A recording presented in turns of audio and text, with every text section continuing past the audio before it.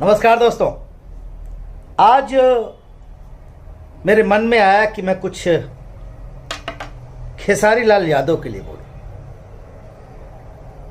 हम बहुत अच्छे दोस्त नहीं हैं, हमारी मुलाकात भी बहुत कम होती है, लेकिन हाँ, जब भी मुलाकात होती है वो शख्स पैर छूता है और मैं गले लगाता हूं। सम्मान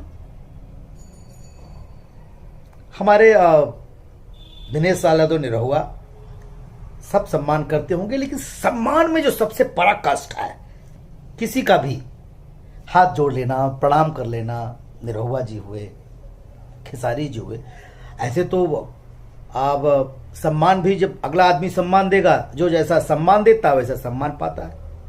अभी तो चिंटू है, गोलू है, ये बच्चे कहीं भी मिलते हैं, किसी के सामने भी पैर छू लेते हैं, मेरा गले लगा लेते हैं, लेकिन अब जरूरी थोड़ी सबका पैर छुए हो, ये अलग मुद्दा हो गया। लेकिन अब मैं बात यहां सिर्फ खेसारी का कर रहा हूं। तो खेसारी जब भी मुझे मिले हैं, दौड़ कर आकर के पैर छुआ, भाई, भैया भैया। मुझे याद है उस शख्स के बारे में, मैंने एक बार एक गाना देखा टीवी पर, मैंने दिनेश जी को दिखाया, हमने कहा दिनेश भैया ये कौन सिंगर है, बड़ा गजब नाच रहा है। तो दिनेश जी ने कहा कि बिहार का कोई सिंगर है भैया, इसका नंबर निकालिए। तो अपनी किसी फिल्म में, हम लोग औलाद फिल्म या कुछ हो प्लान कर रहे थे, तो उसमें इस लड़के से ना हम लोग एक गेस्ट अपीयरेंस सॉन्ग करवाएं। किसको पता था कि जिस लड़के के बारे में हम लोग ये सोच रहे हैं कि वो लड़का गेस्ट अपीयरेंस करे, वो आगे चल करके क्या कर जाएगा। तभी मुझे पता चला कि नहीं, हाँ, मनोज तिवारी जी के यहां उनके बंगले पर मैं बैठा था, तभी विकास वीरप्पन के साथ खेसारी जी आए और मुझे देखते, अरे भैया प्रणाम, आप लोग तो भोजपुरी के धरोहर बानी, और ये वो। मैंने कहा यार ये लड़का तो बड़ा हैंडसम लग रहा है, चैन वैन पहने हुए स्टाइल में। बोले भैया मैं जो है एक्टिंग में कोशिश कर रहा हूं। वहां मुलाकात हुई और उस मुलाकात के बाद आलोक जी ने साइन किया और आलोक जी ने उन्हें अपनी फिल्म साजन चले ससुराल, साजन चले ससुराल का जब मैंने पोस्टर देखा और ट्रेलर देखा, तो मैंने रवि दुबे, जो दीपू एक सिंगर है, वो मेरा छोटा भाई है, वो खेसारी जी के अच्छे दोस्त हैं, मैंने उनसे नंबर मांगा। मैंने कहा कि मुझे खेसारी का नंबर दीजिए, मुझे बात करना है। मैंने खेसारी को फ़ोन किया, मैंने कहा बॉस मैं मनोज टाइगर बोल रहा हूँ। हाँ भैया प्रणाम। मैंने कहा यार बड़ा बेहतर फ्यूचर है आपका, कमाल का जो है आप परफॉर्मेंस दिए और बहुत गजब फ्यूचर है। पता है ऐसा कॉन्फिडेंस के साथ शायद ही कोई जवाब दे पाए। बंदे ने मुझे क्या जवाब दिया फोन पे, बस ऐसे आसिर बात बनाए रही, एक दिन अमिताभ बच्चन बन के दिखा दे। देखिए अमिताभ बच्चन जो भी हैं वो अलग बात है, पर कॉन्फिडेंस देखिए, हिम्मत देखिए। मैंने कहा बाप रे बाप, वो तो मेरे मन में आया कहीं लड़का ओवर कॉन्फिडेंट तो नहीं है। लेकिन खेसारी लाल यादव कहते हैं कि मेरी आवाज अच्छी नहीं है, मैं सिंगर हूं, मेरी बॉडी नहीं थी, मैंने बॉडी बनाई। आज वो बंदा जहां भी है अपने मेहनत के बल पर है, किसी का योगदान नहीं उसके करियर में। अगर कोई कहता है कि खेसारी लाल यादव के करियर को बनाने में किसी ने मेहनत की है, नहीं, वो जहां भी है बंदा अपनी मेहनत के बल पे। और मैं ये बात चापलूसी में नहीं कर रहा हूं, मनोज टाइगर कभी घंटा किसी की चापलूसी नहीं करता। खेसारी लाल यादव से आप लोग पूछ लीजिएगा, मैं खेसारी लाल यादव को भी फोन भी नहीं करता हूं। प्रोड्यूसर आया, साइन किया, अच्छा रोल हुआ तो किया, नहीं तो नहीं किया। लेकिन यह मैं छाती ठोक कर कहता हूं कि वो कर्म योद्धा है, जहां वह अपने बल पे है। मैं एक वाकया बता रहा हूं, मैं अभी बाप जी फिल्म कर रहा था, बहुत सारी सिचुएशन ऐसी आती थी जहां लगता था कि बाप डाउन हो रहा है। वो बंदा मुझसे कहता था कि भैया बाप जी है तो बाप जी को थोड़ा स्ट्रांग होना चाहिए।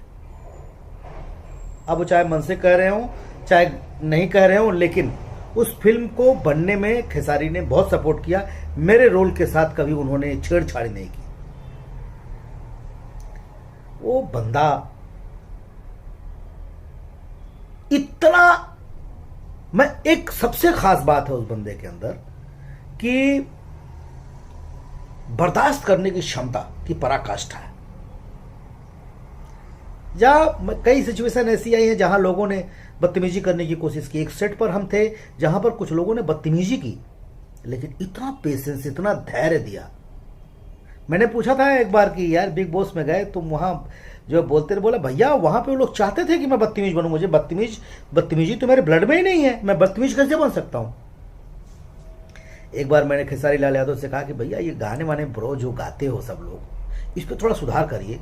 हाँ भैया किया जाएगा, अच्छा गाना कहा जाए। सही बात आप कह रहे हैं, नहीं एकदम सही कह रहे हैं। हम लोग बातों को सुनना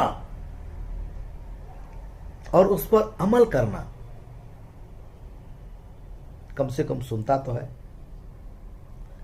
मैं कभी कोई बात चिंटू को गुस्से में बोलता हूं, निरहुआ जी को गुस्से में बोलता हूं, गोलू को गुस्से में बोलता हूं। ये हमारे स्टार ऐसे हैं। मेरा छोटा भाई निरहुआ, मैं तो मेरे छोटा भाई है, गोलू मेरा बच्चा है, चिंटू बच्चा है, पर ना इन लोगों के अंदर वो पेशेंस है। ये लोग ना किसी चीज को सार्थकता सुनते हैं। उनको पता है कि ये मनोज टाइगर जो है दिल से कुछ नहीं बोलता। बुरा लगा बोला। मैं खेसारी के लिए भी मैं उनकी कई बातों पर उनका विरोध भी किया हूं, उनके मुंह पे बोला हूं, लेकिन जो बोल रहा होता मुंह पे बोलता हूं। लेकिन मैं एक बात कहता हूं, उस बंदे ने अपनी एक जगह बनाई। मैं भी उस बंदे का, जिसे उन्होंने कहा कि मेरी आवाज अच्छी नहीं। अरे यार किसने कहा आवाज अच्छी नहीं? मुझे पता नहीं क्यों अच्छा लगता है गाना। मुझे तो अच्छा लगता है, और जब मुझे अच्छा लगता है दर्शकों को अच्छा लगता होगा, इसीलिए लोग प्यार करते हैं। तो खेसारी बाबू कर्म करो, मेहनत करो, बिला वजह फालतू चीजों में पड़ने की जरूरत नहीं है। दर्शकों का प्यार, दर्शकों का मोहब्बत आपके साथ है, अच्छे से करो। और हां, आपने कहा ना भोजपुरी ने आपको बहुत कुछ दिया, और आपने कहा मदन राय, गोपाल राय, विष्णु ओझा, शारदा सिन्हा दीदी, अपने भरत शर्मा जी, भिखारी ठाकुर, महेंद्र मिसिर, कल्पना जी, मनोज तिवारी भैया। मुझे बहुत अच्छा लगा आपने मनोज तिवारी जी का नाम लिया। मैंने तो भोजपुरी का गाना, मैं तो भोजपुरिया हूं नहीं, मैंने शुरू किया मनोज तिवारी के गानों से सुनना। इसमें दो राय नहीं कि पवन की आवाज में खुदा की आवाज है। मैं बहुत बड़ा फैन हूं आवाज का। खैर उसमें नहीं जाना है।